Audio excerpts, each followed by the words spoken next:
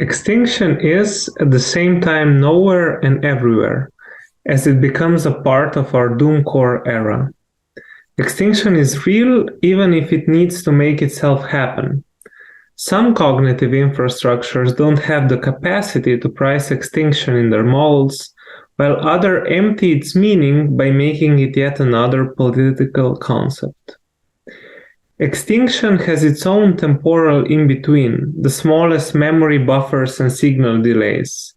Similarly to the eternal drift between capitalism and its models, it has at the same time the capacity for self-affirmation and self-transformation. Extinction is virtual and not actual, i.e. something that has to remain in a state of open secret. Its potentiality is a thing of disputation, a paraconsistent fact oscillating between truth and falsity. Extinction is an elusive concept. It has the kind of generality and all-encompassness that doesn't really help us understand and confront it. For some, extinction has already happened as time has ended in the heat death of our universe, of the universe. Extinction is a plural and not a singular phenomenon, so there will never be one true or complete extinction.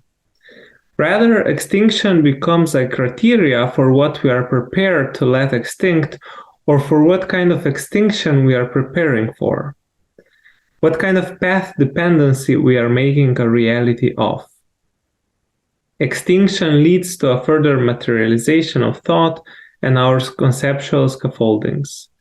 It's a new kind of outside that showcases why the distinction between a map and the territory is a thing of the past. Extinction is the meta-narrative we are after, while nevertheless never telling us what to make of it or what to do next. Extinction and its adversaries strive for implementation by playing a game of unending battle between mind and matter, energy and information. A kind of game of encoding and its repeated randomization, i.e. dissipation.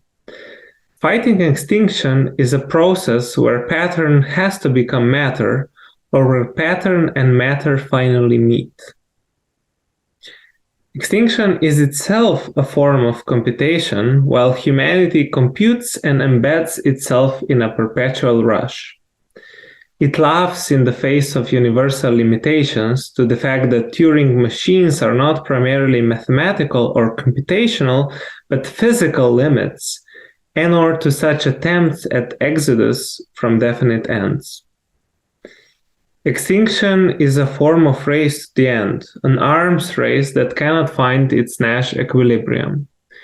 Prolonging extinction means producing worlds, artificial worlds, where time has not ended, where computation hasn't halted yet. A cut in time by making our thoughts compute a time to come. Extinction is simply time immanentization, while humanity learns to become a chronopoetic machine itself. Extinction is an end of transcendent time, since now time literally counts.